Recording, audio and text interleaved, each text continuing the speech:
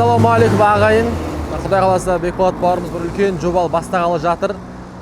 Жоба осы Қазақстандағы қой шаруашылығындағы жігіттердің селекциясын толығымен көрсетемін деген ниет. Ассалаумағалейкум бауырлар. Не дейміз? Құдай қаласа қолдауыңыз, звондадың, Құдай қаласа барамыз, көрсетіп, сізге Алла береке берсін. Осы жұмыстармен алға жақсы көріне бер. Рахмет саған да қолдап, осы звондап, бірінші бізден бастаймыз деп жатыр Құдай қаласа.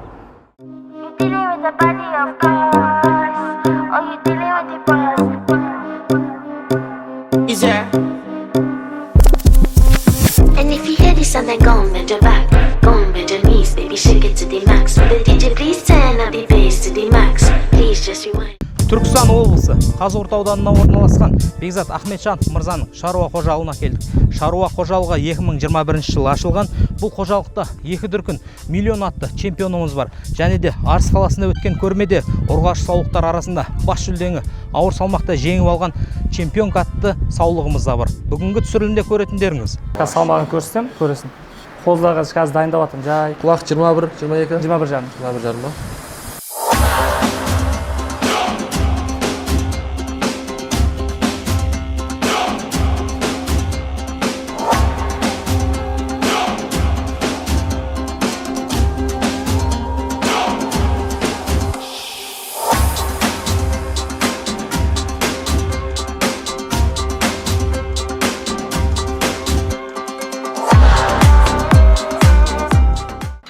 Бауырлар, шопын бауырлар, мұны біздің қошқар, миллионымыздың баласы. Мұны бауырлар, біздің миллион атты, миллион қошқарымыз. Бұл Қуаныш Мықтыбай ағамыз қорасынан шыққан шаруашылығыдан 3 жасар болды. Бұл екі дүркін чемпион, екісі Көлкентте чемпион болған, салмақ бойынша. Одан кейін Арыс қаласында 6-тың ішінде 190 кг шыққан чемпион болған.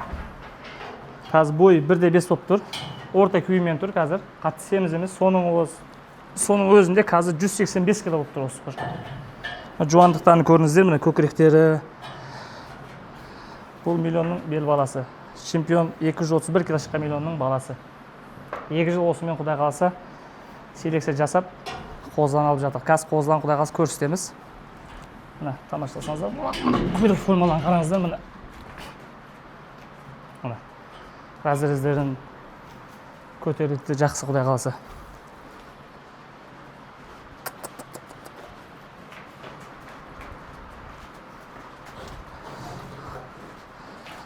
Құдай қаласа енді келесі қарғалық выставка дайындаймыз иншалла.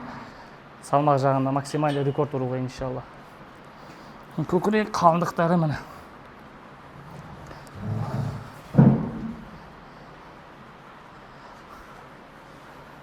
Мына бауырлар, мұны бағанағы біздің миллионның төлі. Бұл 3,5 айлық қозы болды. Бұл мұны жуандығы, енді мұны гарбоностықтары, бұл өзімізге алып қалған қозы.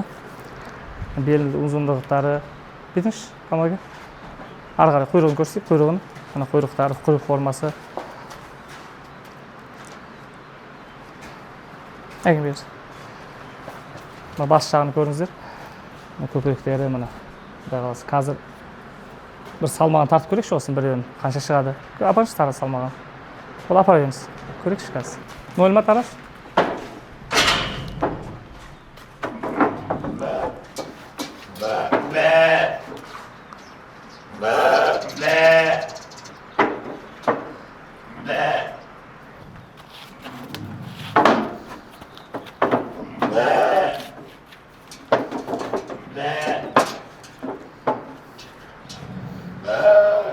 Алпыс кило. Миллионның қозысын көріп жатырмыз. Миллионның қозысынан бір еркек қозы алу ниетте бар. Алла қаласа бағып, баптап, көрмеге дайындап, миллионның өзі салмақ бойынша өте ауыр қошқар ғой. Сол сияқты ауыр қозы дайындап көрменің чемпионы болса екен деген ойдамыз. Болды қазір. Миллионның кенже туған қозылардың бірі, міне тамашалап қойыңыздар. Құлағы ұзын, көкірегі дәу, құйрық формасы келіскен. Өзі бір 20 күндік қозы ғой. 20 күндік қозының өзі осындай болса, қошқар болған кезде бұлар ауыр салмақты қошқарлар болады бұйыртса. Сол қозы таңдап жүрміз. Ішінде бір қозын таңдайын ба деген ниетім бар. Сол қарап, көріп, тамашалап. Қозылар бірінен бірі асады. Таңдау қиын болып жатыр. Мына бауырлар, мына миллионның қозылары. 10 қозы бар, кенже туылған қозылар. Бұл жерде ең алды 20 күндік қозы. Бұл жерде 3-4 каштаны прямой қыздары. Одан кейін бұл бәрі осы Мейіржан бауырымыз алған қойлар ғой. Кенже туылған, қазір қозыларын емізіп жүр. Мына 10 қозы бар осы жерде. Екеуі ұрғаш екен, қалған 8 еркек. Бұл қырға шығармадық, алып қалдық. Салқын жерде жем жеп тұр бұлар. Сол вентиляторлар қойып қойдық, енді салқын тұрсын деп бұлар, жақсы өссін деп. Енді келесі онда бұл негіз қателік қой біз жақтан. Уақытысында қашпай, уақытысында туылғанда бұларда қайда жақсы қозы болатын еді. Қазір енді салқында асырап жатыр екен, Құдай қаласа жақсы болсын деп. Әйтпесе күн үсті өспей қалу бар, өпке болып қалу бар. Сол себептен жоңышқа беріп, жем беріп, салқында ұстап жатыр қой, вентиляторларын қосып қойып әйтеуір. Жақсы болсын деп. Ішінде 4-5 жақсы қозылар бар екен, келіскен, құйрық форма, бас, құлақ. Жалпы осы жыл мына миллионмен қосылған қозылардың барлығы негіз құлақты, бас, бәрі жақсы Құдай қаласа. Мына бауырлар, мына біздің брабус. Бұны Қырғызстандан алдырғам. Қазір 2 жасар болды. Бұл Шарпейдің немересі. Комиссар деген қошқардың баласы болып тұр. Бұл светлый, көрсеңіздер, бұл бел ұзындығы, құйрықтың формасы. Қазір бүйтіп көреміз. Разрездері көрсеңіздер. Мына, маған осындай құйрықтар ұнайды, несі көтерілгісі әлі. Белдің ұзындығы, светтері, Құдай қаласа, осы қошқар осы жыл 24 түсті. Қазір көкіректерін көрсетеміз, мына. Қайыңыз. Мына көкіректері, жуандықтары. Құдай қаласа әлі өседі. Қазірдің өзінде уже 1 метрден өтіп жатыр, Құдай қаласа. Мына құлақтары, свет, гарбанустары, Құдай қаласа. Осы 25-те осы қошқаны қосамыз, Құдай қаласа. Қоясыңыз. Қазір қойыға жүреді. Мына. Белдің ұзындықтары көрсеңіздер. 165 кило болды. Бірақ ары қарай енді түсіріп жатырмын. Қазірдің өзінде қазір 165 енді болып тұр. Қазір салмағын көрсетем, көресің. Жүрісі вообще бөлек. Мына жерде бәрі мал өзін көрсетемеді. Брабустың қозысы, Құдай қаласа өзімізге алып қалдық. Мына құйрық формасын көріңіздер, мына басы, құлағы, Құдай қаласа. Енді брабустың қозыларында көрейік деп жатыр. Енді қандай болады, не болады? 3 айлық қозы. Қазір тағы бір қозысы бар, енді ол 2,5 айлық болды. 3 айға жақындап жатыр. Бітіңіз. Мына бұл да құлақтары, светлый сәс. Камак орталық қалып кеш, орталық.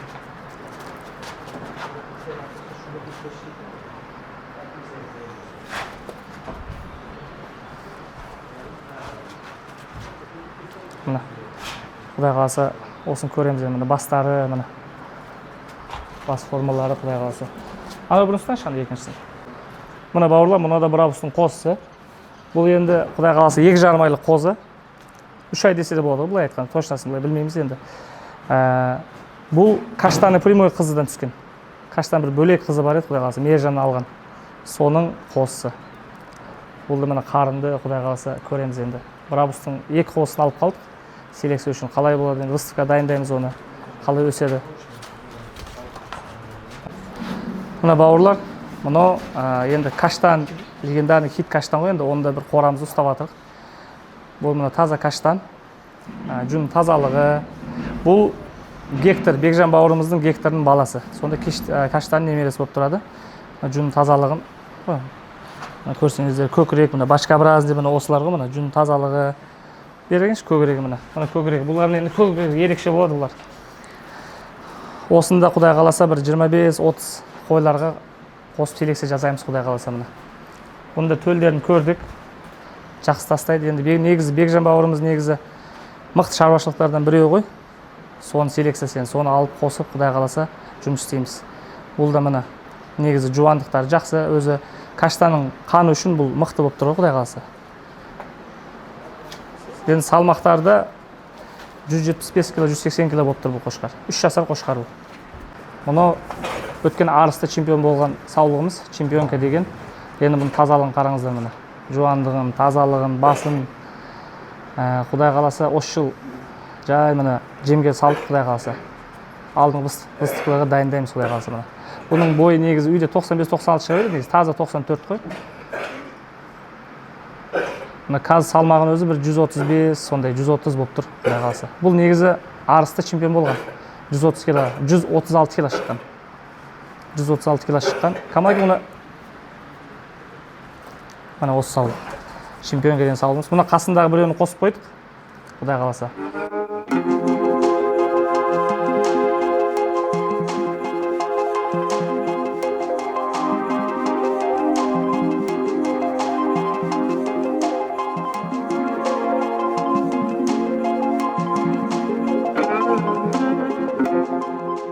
Sudan keyin mana kechasi mana shularga boqamiz. Mana itlarimiz cho'pon itlari bular. Qo'y uchun spesialni tayyorlangan itlar bular. Xo'p, bularni hozir kattalari tog'da. Xo'p, nima qilyapti? Bu qo'chqorlarimiz uchun tayyor bo'lgan itlarimiz. Bu қорада қошқарларға арналып салынған, өздеріңіз көріп тұрғандай вентилятормен және де бейне бақылау 24/7 құрал жабдықтармен жабдықталған. Қораларға барлық жағдайлар жасалған. Арнайы қошқарларға, қойларға бөлек-бөлек арнайы қойшыларда қарастырылған.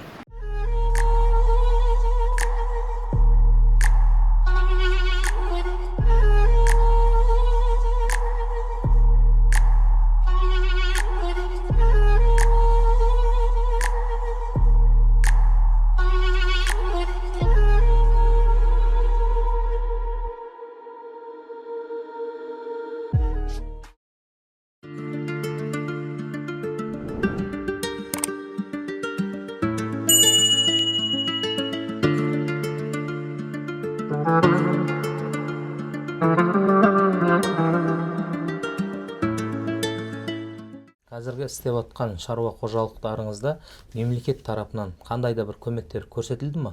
Алдағы уақытта жаңадан стимулдандыратын осы бағытқа кірсем, осы кәсіппен айналыссам дейтін мамандарға, кәсіпкерлерге, қызығушылық барларға мемлекет жағынан болып жатқан қандай да бір көмектерді айтып өтсеңіз.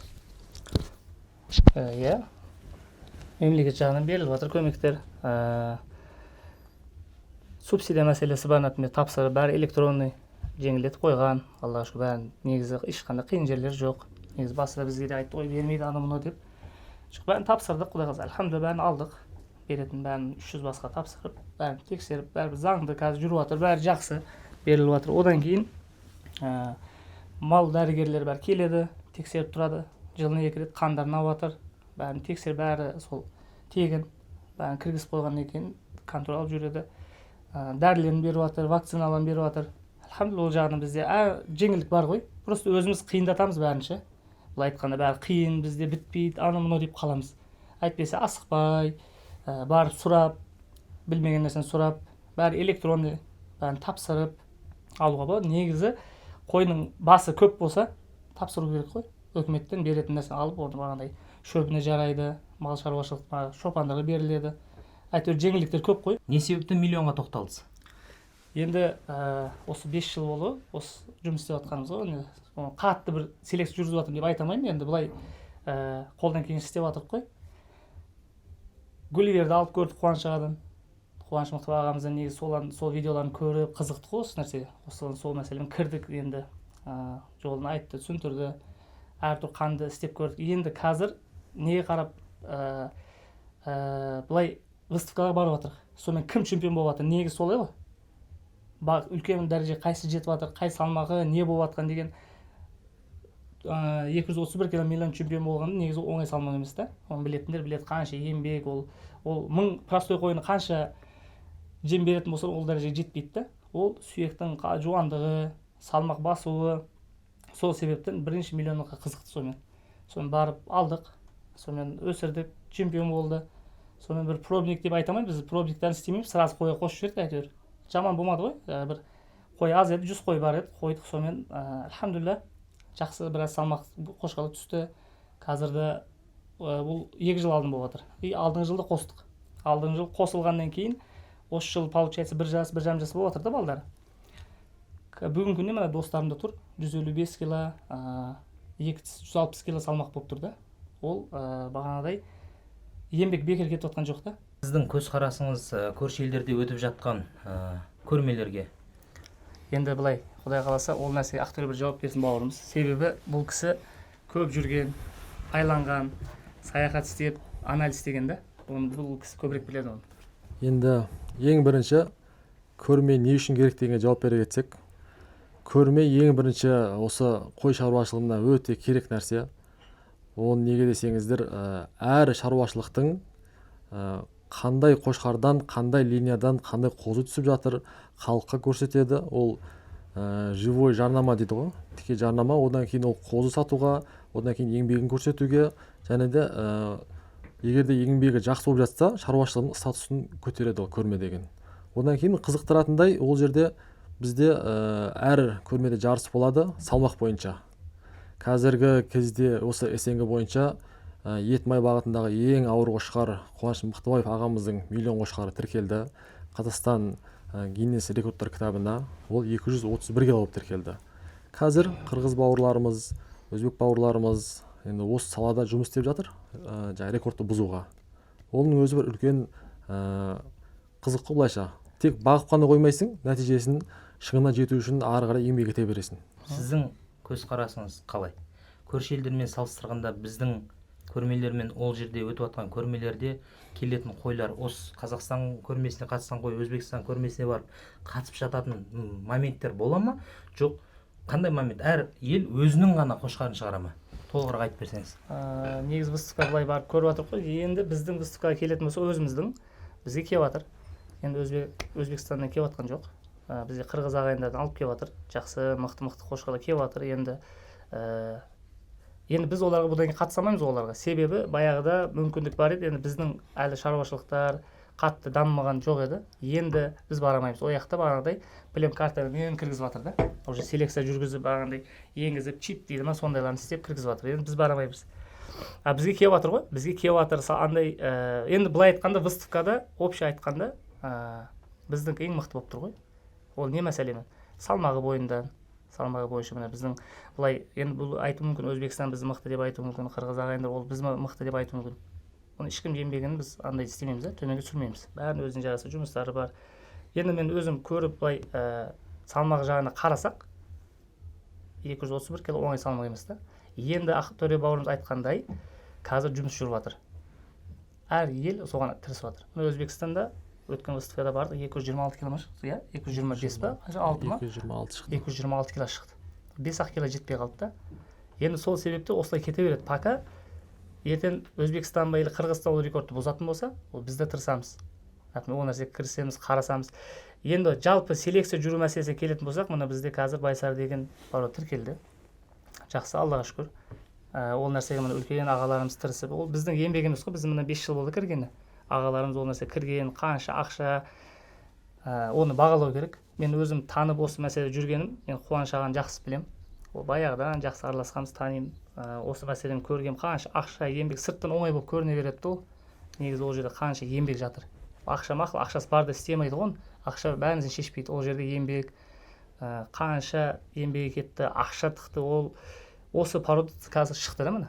Құдай қаласа шығып жатыр міне. Бәрі тіркелді, алдыңғы жыл тіркелді. Енді осы выставкалар өтіп жатыр. Бізде 5-ші ма? Халықаралық выставка өтті. Енді осы бізде міне кеше Бахадыр Бақтияр ағамыздікі шықты. Бабажанов Бақтияр ағамыз 218 кило шықты, оны қошқары шықты. Одан кейін 200 кило 600 қошқарлар шығып жатыр. Ол бәрі еңбектер да. Ол не еңбектері? Осы көрме болғаннан кейін адамда азарт пайда болады. Көрмеге арағандай апарсам, сол рекордтан үзсек. Енді бұл жерде бәрі қызық қой негізі. Бұл спорт деп білеміз ол нәрсені. Одан кейін мына Байсарның қазір енді пайда болды. Біз алдық оны қазір. Мына Мейіржан бауырымызды мен өзім қойлар алдым. Міне миллионның баласын алдым. Онымен араластырып, енді ол сатып алған ақшамен шыққан жақсы ғой. Еще өзім қорамда шықса одан да жақсы да. Өзім оны екеуін қосып, жақсы Байсарны шығарып, одан кейін көрсетсек. Сол 200 кило өзім қорамда шықса, мен арманым сол болып тұр ғой. 200 кило деген өзі бір оңай емес та. Сырттан бір қазір енді дұрыс қатты селекция жүріп жатыр да. Көбі сырттан мен оңай болып көруі мүмкін. 200 кило деген өзі оңай емес та. Қазір енді 220-ны бір айтпай қоя салайын. 200 кило деген өзі бір үлкен андай да. Мен қорамнан туылып, иншалла сол 200 кило 210-220 барса мен қуанатын едім. Ол соған жетістік нәрсе жоқ деп ойлаймын. Сізге қызықты шаруа қожалықтарын атап өтсеңіз, ол шаруа қожалықтарының жұмысына не себепті қызықтыңыз? Енді так, мен өзім көп шаруашылыққа барып көрмедім. Барып көргенден айтайын. Енді көріп естіп атқан, енді көбімен араласамыз жақсы араласып жүреміз ғой. Енді былай айтқанда өзімге ұнайтынын айтайын. Енді көбіне тимейтін шығар, қатты просто өзімге айтып ұнайтынын айтқан деп болсам, қазір бүгінгі күнде Қуаныш ағаның селекция жүріп жатыр. Оны депутат деген қошқар осы жыл түсті. Қазір хит болып жатыр, барлығы біледі оны. Енді бағаларды хит болып жатыр, былай айтқанда, Алла берекесін берсін. Содан да алсақ па деп, Құдай қаласа. Енді одан кейін Бекжан бауырымыздың шаруашылығы ұнайды. Тазалығы бар, еңбегі бар. Одан кейін мұны қоздан бір-екі қоздан жіберді, көрдім. Осы жылдың қозылары енді айтамын бөлек болып жатыр бәрі. Одан кейін Бақтияр ағаның қозыларын көрдім. Бабажан Бақтияр ағамыздың. Мен өзімге қызық болып тұрғаны, осы шаруашылықтарын барып сіздер осы түсірсеңіздер, мен соларны көрсек видеодан, еңбектері қалай не болып жатыр, кімді қосты не, кім шығып жатыр дегендей, қай қошқар қай қойды түссе, бағана 220 кило түсетін пікірлерін айтса, содан біз көріп алып, бізде сөйтсек қоссақ деп жатырық енді. Одан кейін мына Севан ағамыз бар, баяғынан жүріп селекция жүргізіп жатқандар. Енді оларын айтпасақ та бәрі таниды, біледі. Мен өз басым выставкада көріп жатырық қой, әйтеуір қойларын, қошқарларын. Просто менің направлением былай көз қарасым басқа направлениемен кетті да. Бағана салмақ жағына, қазір айтқанда мына хит болып жатқан басын светі, құлағы, белдің ұзындығы. Енді сол қошқарлар салмағы басып жатқан солар болып тұр ғой. Бағанағыдай таза селекция жүріп жатқан бағана 3 осы қора маған қызық болып тұр да. Енді жұрттарға әр адам өзінің ойы бар, өз пікірі бар. Мен өзім сол шаруашылыққа түссе, көпшілікке жақсы мотивация береді деп ойлаймын. Жақсы бір пайдалы сұхбат болады деп ойлаймын сол. Себебі осы шаруашылықтар бүгінгі күнде выставка өтіп жатыр. Әр выставкада чемпион болып жатқандар солар. Бір қошқардың өзі 3 номинал алып кетіп жатқандар бар. Әдемі жағы, жайынан и одан кейін бойы, андай салмақ жағы, сол жағы сол қызық болып тұр. Сөз қорытындысы. Енді осы өңірдегі жаңағыдай Бекең айтпақшы үлкен шаруашылықтарды қандай қошқар қойып жатыр, соны түсірсеңіздер, халыққа да өте қызық. Неге десеңіздер, қазір жаңадан бастап жатқандар көп. Қандай қой қойса, қандай қошқар қойса, қандай түседі, ол кісілер барлығын айтады. Осы жаңадан бастап жатқан шопан бауырларымызға өте көмек болатын еді ол. Сол жағы поддержка бойынша. Одан кейін тек осы оңтүстік өңір ғана емес, Жамбыл облысы, одан бөлек Қырғыз еліне барып түсірсеңіздер де өте үлкен еңбек. Ақтөре бауырымыз айтқандай, сол Қырғыз еліне бірінші осы Қазақстан бітіріп алу керек қой, бағана Қордай жаққа барсаңыздар, бағандай солардың бәрін түсіріп, Қазақстанның бәрі Жамбыл облысын түсіріп, соларда да қатты селекция жүріп жатыр. Соларды көрсек, одан кейін сол қырғыз ағайындарға шығып, бағандай бір айға кету керек қой, бір айға барып, қырғыз ағайындарын бәрін түсіріп, не істеп жатыр, қалай істеп жатыр, соның бәрін көріп, сол бізге өзімізге қатты қызық болып тұр. Бағана айтқанда жастарға қандай мотивация. Әйтеуір негізі бастағанда біз Қуаныш ағадан көріп бастадық, осы жігіттен видеоларын көрдік қой. Осы жігіттен видеоларын көріп, осылар шығарады, соған қызығып, выставка көрмелер, осылар блогерлар шығарды, осы жұмыс жүргізгеннен кейін біз қызық кірдік те соның андайға. Енді осы бағанаға айтқандай сол бәрін жұрт қырғыз елден айланып, бәрін бітіріп, осы жүрістер ғой енді айланып. Сол кездерде әйтеуір білем, еңбек ол әрдайым бағалану керек та. Бұлай мақсатым жақсы малды көбейтіп, оны жақсы уровеньге шығарып, одан кейін бағасын жақсы келісіп баға түсіріп, көпшілікке пайдам тисін дейміз сол.